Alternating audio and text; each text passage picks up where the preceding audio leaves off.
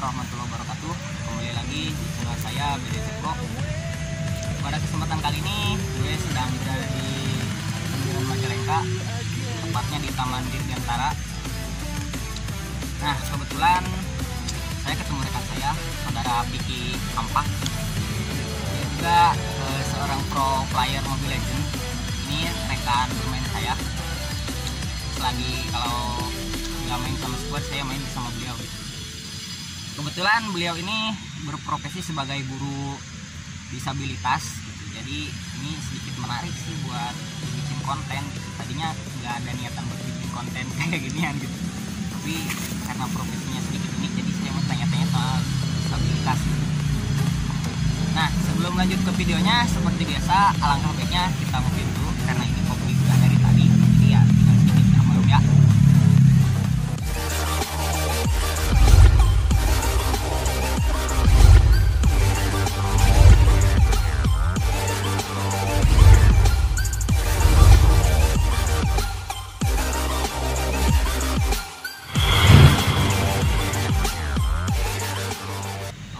Kita langsung aja ke intinya. Jadi gue mau nyampein beberapa pertanyaan kepada Piki Kampak ini. Jadi lu kan guru nih, jadi selama pandemi ini ada masalah nggak selama ngajar murid-murid yang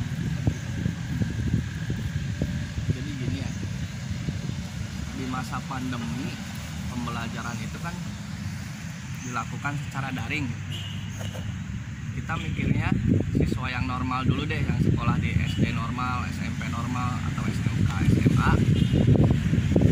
Mereka juga mempunyai kendala, utamanya itu malas dan keterbatasan secara finansial. Ada yang tidak punya HP atau yang apa gitu. Nah, jadi untuk mengatasi siswa-siswanya dulu itu yang tadi nggak punya HP atau yang terbatas gitu kata istilahnya itu. Untuk anak-anak di SLB sendiri gitu, jangankan untuk belajar online, untuk sebagian mungkin bisa kayak tunarungu dan lain-lain bisa gitu. Kalau misalnya yang tidak semua orang mampu kan, istilahnya dari sekolah juga menyediakan soal untuk orang tuanya datang ke sekolah mengambil soal gitu, kalau yang kurang mampu atau yang tidak punya telepon gitu. Nah, di SLB juga kan dibagi juga ketunaan nih, nggak semuanya sama gitu, Nggak sama rata gitu ya. nggak sama rata. Ada tunanetra atau bahasanya atau sebutannya A, biasanya anak A itu tunanetra. Tunanetra itu kekurangan dalam melihat. Ada juga yang B itu tunarungu atau tuli. Kalau yang dari lahir sudah terlahir tuli, otomatis tidak bisa berbicara karena tidak ada kata-kata yang dia dengar dari kecil. Dan untuk yang C itu adalah tunagrahita atau keterlambatan dalam belajar. Maksudnya terlambat itu bagaimana? Kadang yang misalnya ada anak SMP yang belum bisa baca gitu, belum bisa menulis, belum bisa menghitung, itu sudah termasuk ke tunagrahita gitu, karena ada keterlambatan dalam berpikir. Kalau ini ada nggak kategorinya yang tuna asmara gitu, ada nggak? Tuna asmara mah Maksudnya tuna asmara aja. ada saja, tuna asmara atau jomblonya. Ya, itu bisa dibimbing apa enggak sih? Sebenarnya tuna asmara itu bisa dibimbing apa enggak sih ini? Soalnya ini masih banyak rekan-rekan saya, teman-teman satu squad saya yang masih tuna asmara kayak saya gitu. Gimana? Kalau bisa saya boleh mau belajar gitu. Kalau tuna asmara mah terapinya dengan kaca biasanya. Anjir. Jadi maksudnya saya berkaca gitu. Nah, gitu. Kejam. Nah, untuk keluhan dari anak-anak sendiri kan, dari anak SLB khususnya ya, jangankan gitu belajar secara online gitu, belajar di kelas secara tatap muka saja, kadang-kadang guru itu sulit menjelaskan materi gitu, karena namanya juga sekolah luar biasa. Guru dalam menjelaskan suatu pelajaran atau pembelajaran juga harus dengan cara luar biasa gitu. Berarti Anda orang yang luar biasa ya, luar bisa biasa. mengajar anak-anak disabilitas gitu. Saya bukan luar biasa, istilahnya teh biasa di luar kalau saya. Biasa di luar. Yang di rumah bagaimana kalau sering ditinggalkan ini? Aduh, absen terus kayaknya. Nah, yang jadi bahan pertimbangan saya, kenapa saya berkecimpung di dunia pendidikan luar biasa, karena jujur saja miris. Mirisnya karena minim yang ngajar apa gimana? Bukan, karena gimana ya, untuk lapangan pekerjaan sendiri untuk disabilitas itu kadang-kadang mereka tidak diberi kepercayaan untuk bekerja, untuk apa, padahal mungkin kemampuannya bisa di atas yang kita yang normal atau kita yang berkecukupan istilahnya Ya. Mereka juga di dalam segi mungkin mereka punya kekurangan, tapi mereka juga pasti punya kelebihan gitu. Setidaknya di sini saya berharap gitu pada rekan-rekan semuanya yang mungkin di sekelilingnya mempunyai teman yang disabilitas atau yang kekurangan gitu, jangan dijadikan bahan olok-olokan gitu. Harusnya kita bimbing, harus diarahkan gitu, seperti yang sudah gitu. Buatkan sesuatu yang bermanfaat untuk mereka gitu. Karena contoh kecil saja, saya mengajar anak yang Down syndrome ya. Anak yang Down syndrome kan kalau dari segi apa namanya ya, edukasi atau misalnya dalam segi belajar tidak mungkin sama dengan anak-anak yang normal itu. Istilahnya dia bisa memperlakukan dirinya sendiri juga sudah luar biasa gitu, seperti mandi sendiri, makan sendiri, minum sendiri gitu. Untuk merawat dirinya sendiri itu sudah hal yang luar biasa ya? gitu, untuk anak Down syndrome.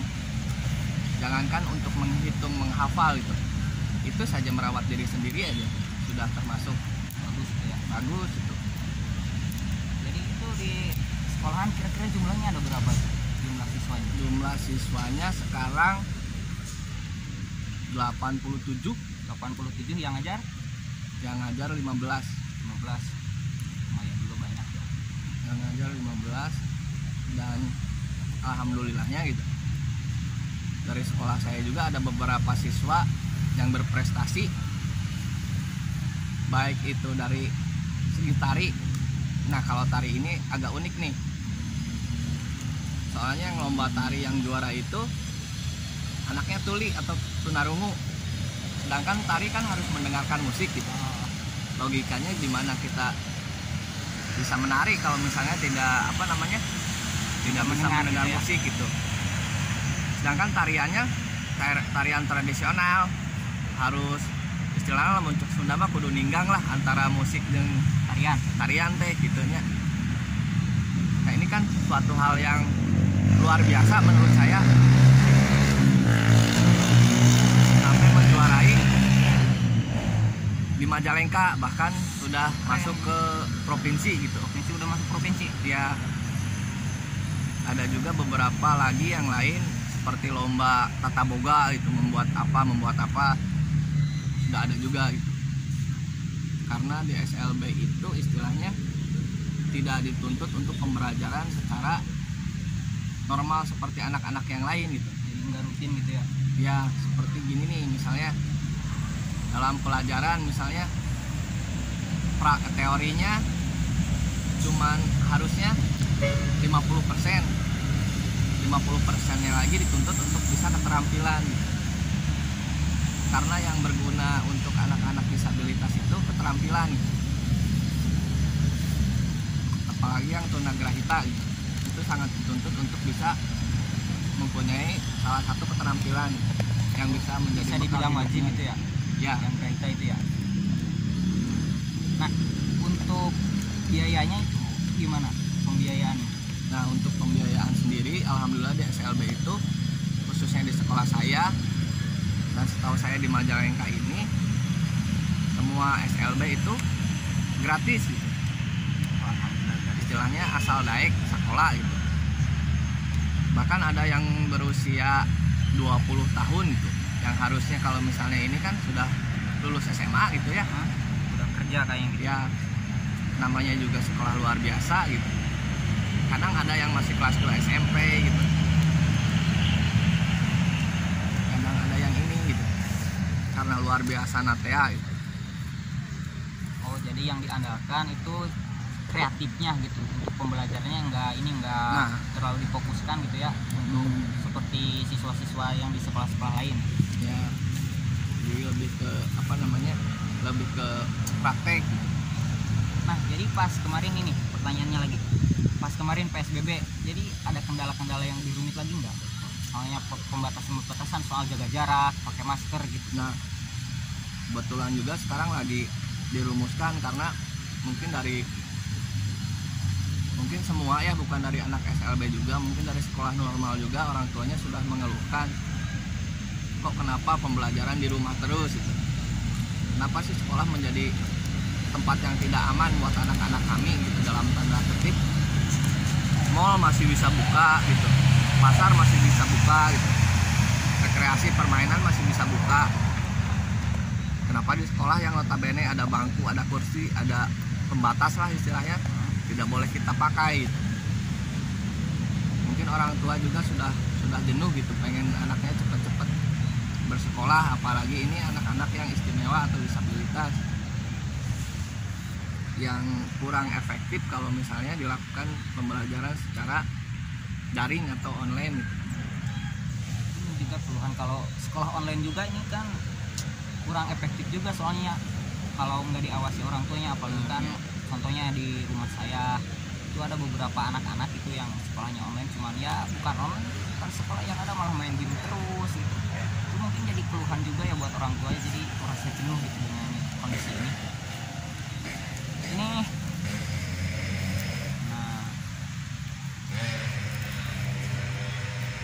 jadi gini aja, harapan kedepannya gitu, untuk keadaan ini dan situasi yang kayak gini yang emang bikin ribet juga sih buat semuanya ya, gimana? Kalau harapan saya sih yang pertama mungkin corona ini cepat berlalu gitu ya.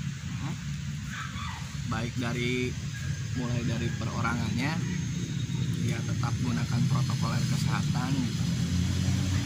Kenapa saya nggak pakai masker di sini? Karena mungkin kalau pakai masker tidak kelihatan ngabna itu sudah mamernya. Maka kalau bisa udah deh sama ya tuh. Tetap gunakan protokol kesehatan, minimal jaga diri sendiri dulu gitu. Itu, dan juga untuk pemerintah setempat atau pemerintah pusat, kebijakan-kebijakan tentang COVID-nya ini dipertegas lagi atau misalnya diperbaiki lagi dan dipertimbangkan satu sisi yang lain. Jangan cuman dari satu pandang doang gitu. Nah, untuk harapan untuk anak-anak disabilitasnya, tolonglah beri mereka kesempatan untuk berkarya, untuk bekerja gitu. Sebagaimananya kita sebagai orang yang normal gitu, orang yang sempurna istilahnya juga. Mereka juga istilahnya punya kemampuan, cuman tidak diberi kesempatan untuk berkarya gitu. Belum ada wadah mereka untuk berkarya dan bekerja gitu, karena selalu dipandang sebelah mata, baik oleh perusahaan bahkan dari orang-orang sekitarnya gitu. Itu aja sih, Mas. Nah, mungkin sepertinya cukup untuk tanya jawabnya. Tapi sebelum ditutup, beliau bawa muridnya gitu ke sini, barangkali mau diperkenalkan. Bisa kita perkenalkan. Nama kamu siapa?